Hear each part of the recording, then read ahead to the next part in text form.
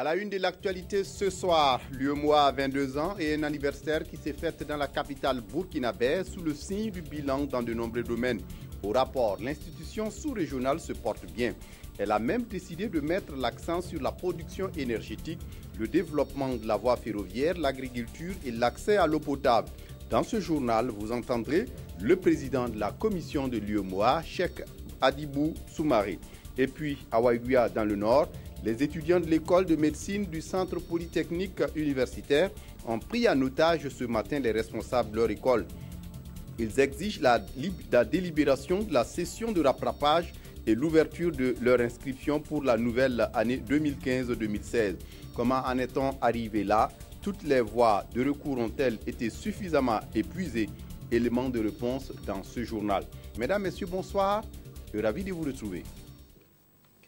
Mais d'abord, pour commencer, à Kosiam, à la présidence du Faso, le président du Faso reçoit le directeur régional pour l'Afrique subsaharienne et le Sahel pour le compte de la République fédérale d'Allemagne.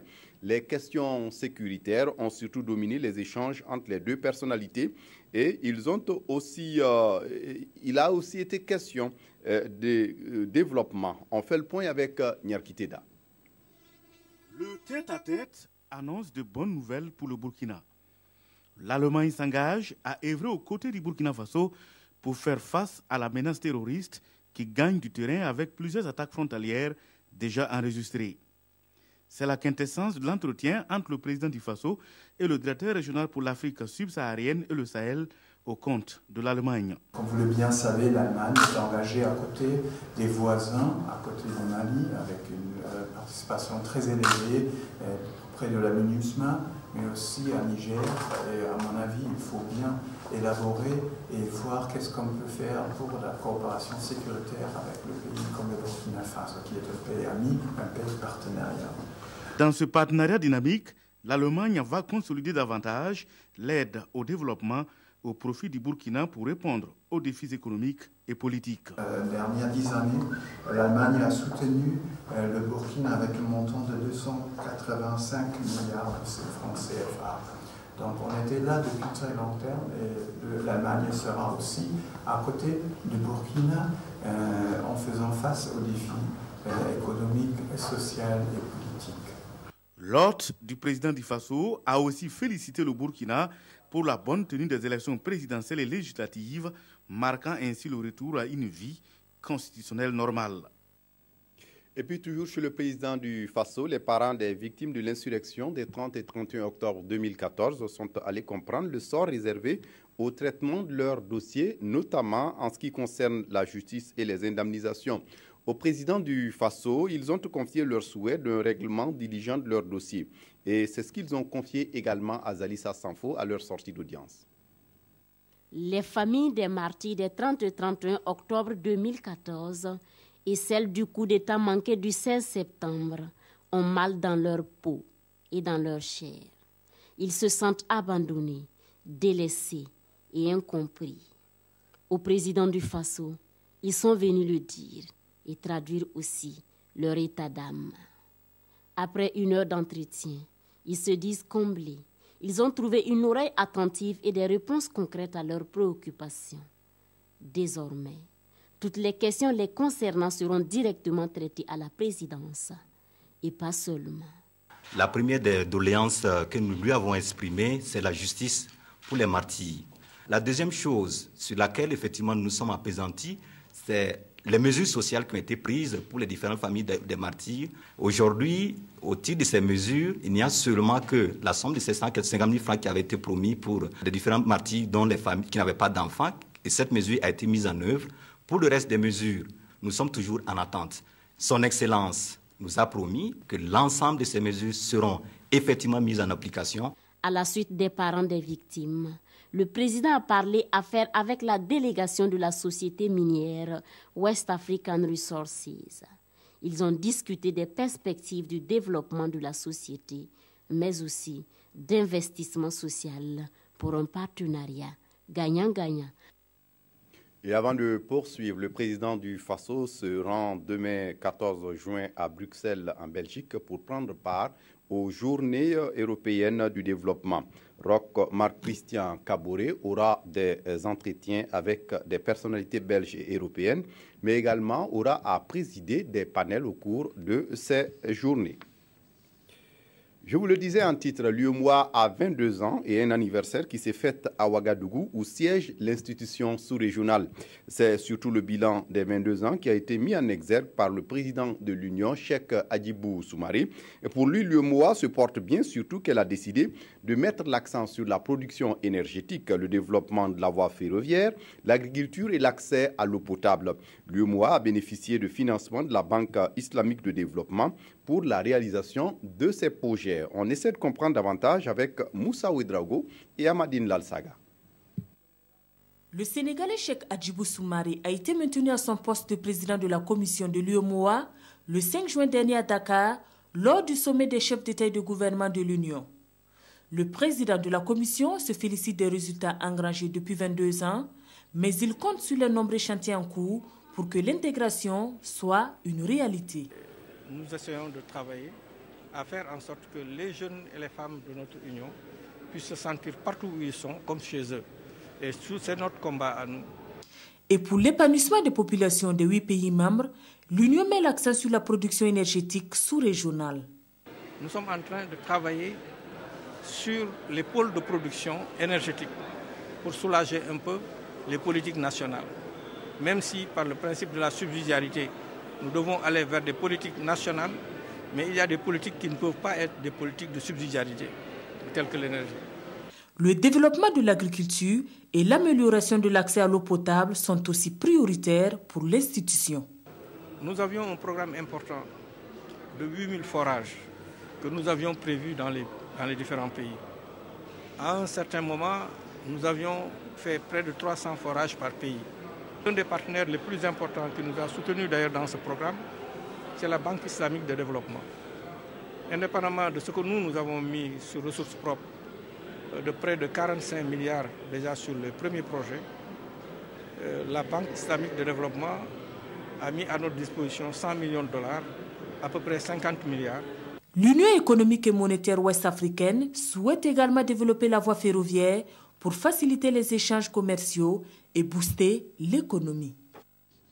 Et puis la culture au rendez-vous de cet anniversaire, une dizaine de plasticiens de l'espace communautaire exposent en ce moment au siège de l'institution. Convergence, c'est le thème de cette exposition qui donne à voir une trentaine d'œuvres plasticiens.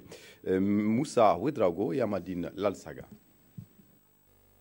Sur cette toile, chacun des 11 artistes plasticiens venus des 8 pays membres de l'UEMOA est allé de son imagination pour représenter l'intégration. Ces œuvres sont le fruit de plusieurs années de travail. Les problèmes, ce n'est pas des objets abstraits, c'est des objets qui sont la synthèse d'une pensée intellectuelle qui émane de la vie des Africains et de leur futur. D'où c'est l'ensemble de cette réflexion intellectuelle sur la société qui se trouve concentrée dans des objets que vous avez été des objets témoins de notre histoire et de notre réalité actuelle. Cette exposition dénommée Convergence est une initiative de l'Union économique et monétaire ouest-africaine. L'institution veut propulser la dimension économique de la culture et permettre aux artistes de vivre de leurs œuvres. Quand vous regardez un tableau, généralement, vous ne pouvez même pas, à moins que vous soyez fasciné simplement par le tableau et que vous l'achetiez. Mais le message qui est véhiculé, si vous écoutez les artistes aujourd'hui, vous expliquez, c'est tout le message d'une Afrique renaissante, d'une Afrique qui doit se prendre en charge, d'une Afrique qui doit être une Afrique décomplexée, d'une Afrique qui doit être ancrée dans ses valeurs, qui doit d'abord reprendre toute sa place. L'exposition Convergence se tient sous le hall du siège de l'UEMOA. Débutée ce 13 juin 2016, elle s'étend sur un mois. Ce 13 juin également, la Cour d'appel de Bobo-Dioulasso a procédé à l'ouverture de la deuxième session des assises criminelles de l'année 2015. 23 accusés pour s'expliquer sur des faits qui leur sont reprochés. Et parmi ces faits, des crimes contre les bonnes mœurs. Les audiences vont durer 5 jours. On essaie de comprendre sur place avec Mouni Baro et Martin Ulrich Zerbo. Au titre de l'année judiciaire 2015-2016, Voilà la deuxième session de la chambre criminelle à Bobo-Dioulasso. Et pour cette session, 16 dossiers impliquant 23 accusés sont inscrits sur la liste des causes qui doivent être plaidées devant les tribunaux. Au total, 23 accusés. Les dossiers sont répartis ainsi qu'il suit. 3 dossiers de crimes de sang, 3 dossiers de crimes contre les biens, 3 dossiers de détournement de deniers publics et 7 dossiers de crimes contre les bonnes mœurs. Il existe une particularité, notamment dans le traitement des dossiers jugés devant la chambre criminelle. La procédure est plus longue, contrairement à celle des dossiers correctionnels. Ça commence déjà à la police, à la gendarmerie. Ça vient chez le procureur qui ouvre une information.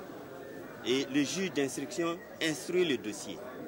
Et lorsque le juge a fini l'instruction, il retourne le dossier au procureur, il prend des réquisitions et le juge transmet le dossier à la chambre d'accusation.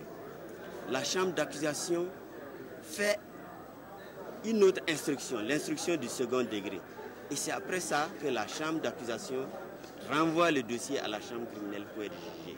Selon le procureur général, l'objectif principal visé par la tenue des audiences de la chambre criminelle est de rapprocher la justice du justiciable. Le Burkina Faso, à l'instar de la communauté internationale, a célébré ce 13 juin la journée internationale de sensibilisation sur l'albinisme pour mettre fin à la persécution des albinos. Persécutés, agressés et tués dans certains pays d'Afrique subsaharienne en raison des croyances liées à la sorcellerie, les albinos étaient donc les vedettes de cette célébration. Ibrahima Sombié, Adama Koulibaly.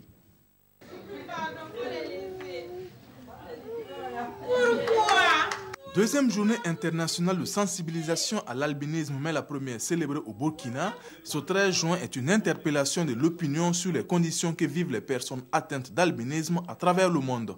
Au Burkina Faso, la situation n'est guère reluisante, d'où la thématique de la protection des droits des albinos. On attend surtout des autorités gouvernementales une implication donc du ministère de la Femme et de la Solidarité dans les problèmes des personnes albinos, notamment les problèmes d'emploi, parce qu'il y a beaucoup de personnes diplômées et déscolarisées qui attendent d'être employées. Si l'État peut faire des efforts dans le cadre de la prise en charge des personnes handicapées en général et des personnes albinos en particulier, dans la résolution du chômage dans ce milieu, c'est ça notre préoccupation majeure. Outre les questions de santé, avec les problèmes d'yeux et surtout les cancers de peau qui font chaque année des victimes parmi les albinos, la stigmatisation constitue un autre phénomène. Il y a mes amis qui jouent avec moi, il y a ceux qui ne jouent pas avec moi. Ils disent que je suis méchante, que je mange les gens. Il y a des autres, mes amis, ils sont en train de m'insulter à l'école, à la maison. Je suis en train de jouer, une fille est venue et puis elle a dit que moi je suis méchante. Et puis elle a commencé à s'enfuir. L'APIBA, l'association burkinabé pour l'intégration de la personne albinos, a saisi cette occasion pour interpeller l'État sur un certain nombre de points, dont la prise en charge des cancers de peau, la facilitation d'accès aux fonds nationaux ou encore l'accélération de la carte d'invalidité pour les personnes albinos. Renforcer les compétences du personnel de santé du CENO, c'est l'objectif d'une formation initiée par la Direction générale des œuvres universitaires. Une session qui doit permettre aux stagiaires de revisiter les principes de lutte contre le paludisme, le sida et le cancer du col de l'utérus en milieu estudiantin. Estelle Judith Assagva.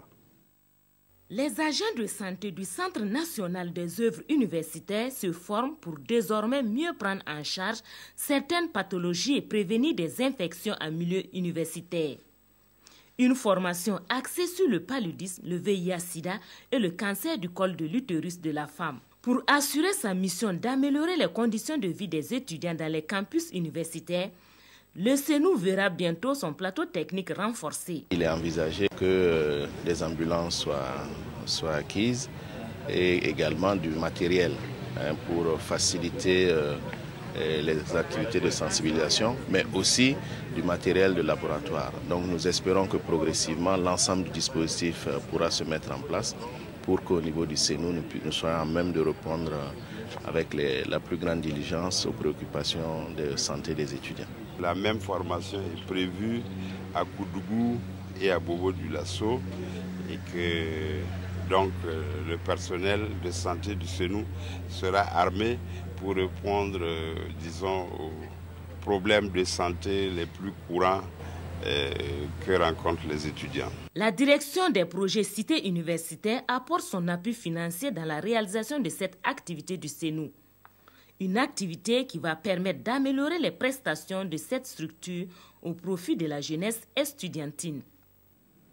Et puis une journée de solidarité à l'hôpital national Yalgado Ouedraogo à Ouagadougou. La société de commerce Canis Commodities a fait don de 40 tonnes de riz, 10 tonnes de sucre et la somme de plus de 16 millions de francs CFA en faveur des malades de toutes les formations sanitaires de la ville de Ouagadougou. Le témoignage de Kadi Sanogo. Un geste pour venir en aide aux différents malades des formations sanitaires de la ville de Ouagadougou en ce mois béni de Ramadan. Des vivres et des produits de première nécessité, donc 40 tonnes de riz, 10 tonnes de sucre, des cartons de savon et la somme de 16 millions de francs CFA. Voici ce que le comité de gestion de la mosquée du centre hospitalier Yalgado Ouedraogo a remis. À l'occasion du mois béni de Ramadan, apporter un soutien spirituel, moral et matériel aux malades de toutes les formations sanitaires de la ville de Ouagadougou. Donc en fait, c'est l'objectif, n'est-ce pas, de cette journée-là. Cette année, avec la bénédiction de Dieu, nous avons voulu quand même marquer notre présence, être proche donc, des malades qui ont besoin de ce réconfort-là.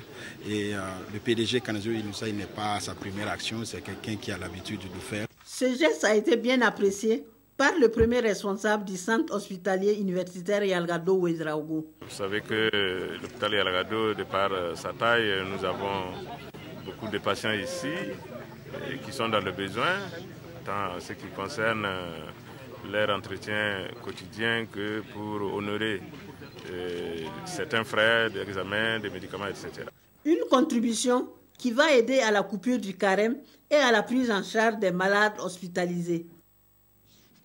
Migration, mobilité et développement en Afrique, le sujet est au centre d'une réflexion qui se mène en ce moment à Ouagadougou. Ce sont des échanges entre chercheurs, praticiens et agents publics dans le domaine des migrations et de la mobilité sous-régionale. On essaie de comprendre avec Moumouni Soubega.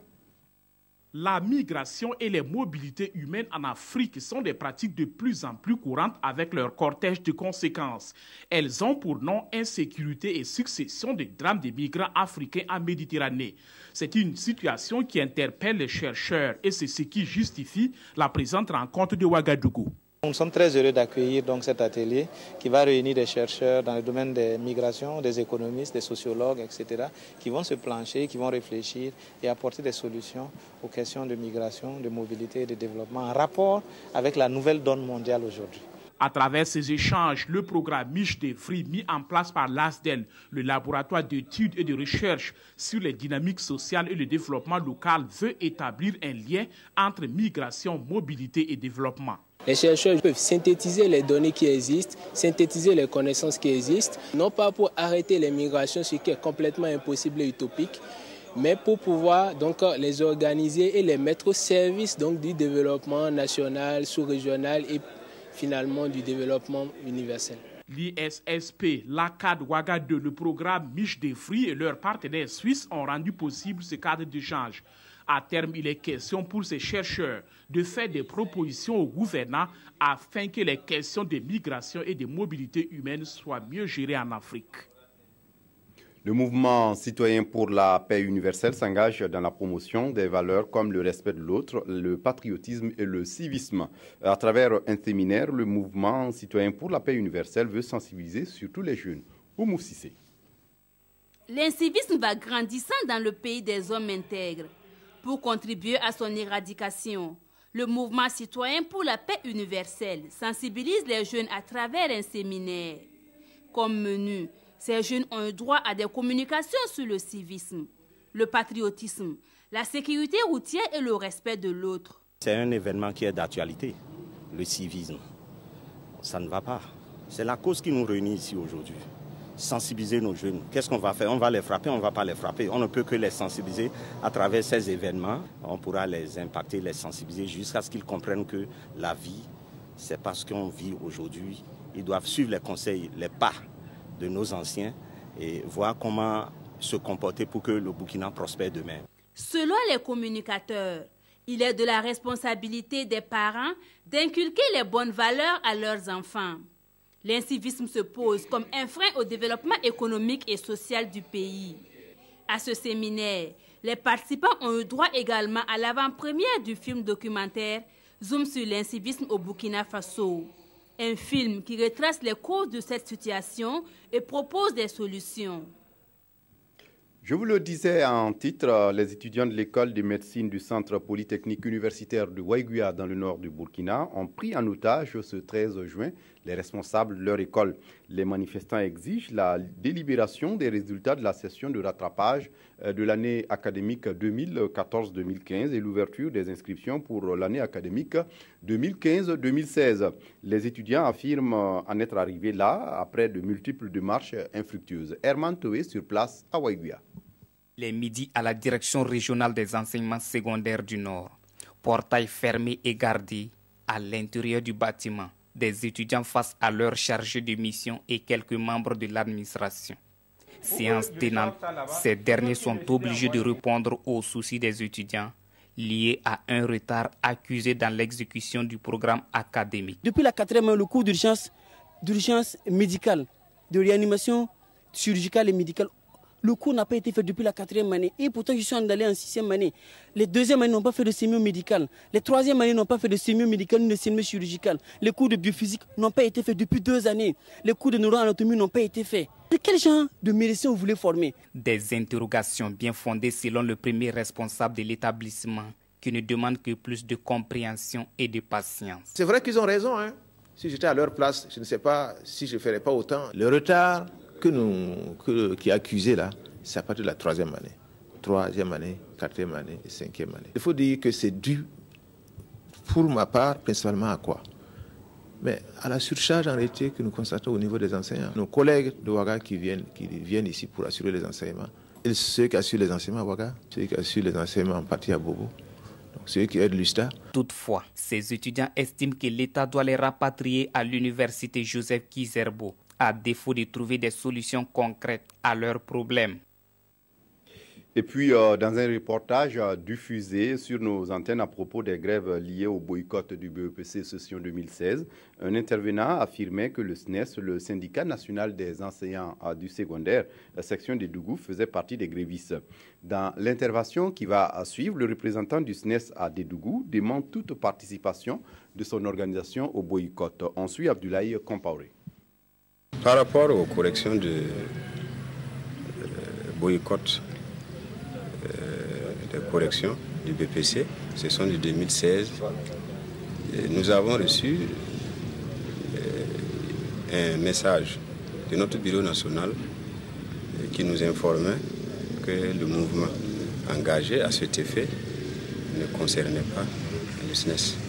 Mais à notre grande surprise, nous apprenons à travers la télé nationale que le syndicat national des enseignants du secondaire et du supérieur SNES et celui de la FSINTER étaient en mouvement, boycottant les corrections pour soutenir les camarades de Banfoura. Voilà.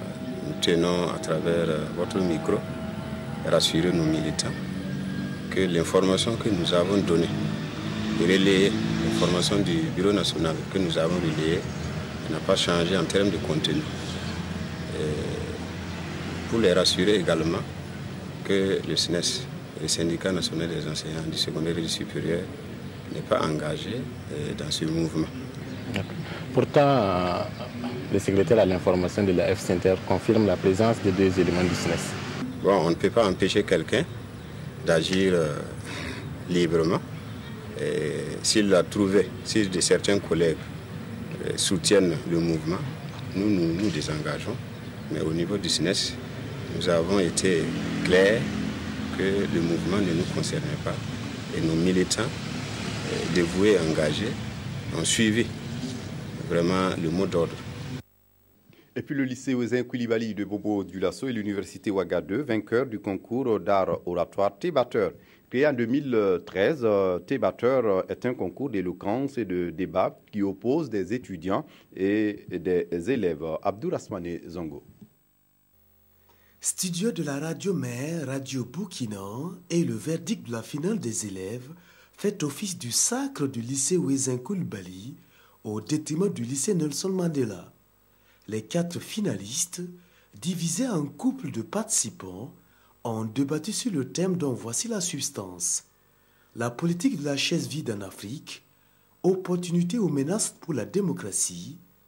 L'argumentaire du oui l'emporte, selon le jury. J'invite tous les jeunes à participer à ce concours T-Batteur-là, parce que c'est une manière d'abord d'apprendre et ensuite c'est une manière d'impacter son entourage. Les Kogluego, une justice tyrannique ou palliative, démontre-le. L'université Ouagadougou pro Kogluego dans cette compétition ravit la vedette à sa concurrente polytechnique de Bobo Dioulasso anti-Kogluego. Nous avons défendu la position pour le Kogluego et on a argumenté comme on le peut et heureusement nous avons été compris par les membres du jury. L'initiateur revient sur les objectifs recherchés. T-Batteur, qui est un néologisme qui combine le thé et le batteur. C'est né à Bobo Dioulasso dans l'esprit de faire en sorte que les grains de thé, qui sont des espaces de rencontre entre les jeunes à Bobo, puissent être des grains de thé qui vont participer du renforcement de la démocratie. Les vainqueurs représenteront le Burkina Faso à une finale régionale prévue au mois de juillet prochain et face aux adversaires venus de la Côte d'Ivoire, aussi bien dans la catégorie des élèves que celle des étudiants. Et puis pour refermer ce journal, la revue de presse des quotidiens de ce lundi. Les quotidiens reviennent sur l'insécurité au Burkina Faso et estiment qu'elle pourra menacer les fondements du pays. Aimé Solange Digma nous signe la revue de presse. Il est question dans les parutions du jour de l'insécurité au Burkina Faso. Pour le soir, le Burkina doit inquiéter au regard des problèmes en forme d'une insécurité qui menace sérieusement les fondements et la stabilité du pays, surtout l'insécurité constatée dans le monde judiciaire et politique. Le journal précise que le cas des Kogluego est encore plus grave au sens où c'est le fondement de l'état de droit et de la République qui se trouve mis à rude épreuve. Cette structure d'autodéfense, selon le SOA, s'est autorisée les rôles de police, de justice, de percepteur et même d'administrateur public. Heureusement que celui-là même que l'on considère comme le chef suprême des Kogluego a décidé de mettre le holà dans l'affaire de ses frères d'armes qui ne respectent aucune frontière dans leurs actions, s'exclame Sidoya. Le journal de tous les Burkinabés indique également que la fin de la récréation a été sifflée à Fada par le ministre Compaoré, pour qui il n'est plus question que des gens fabriquent des prisons, affiche aujourd'hui au Faso. Même si cela va demander une mobilisation des forces de défense, de forces de sécurité, mais également chacun pris individuellement et collectivement, ajoute Simon Compaoré dans le quotidien. Ainsi, les Kogluego ne pourront plus défier l'autorité de l'État, conclut l'observateur Palga.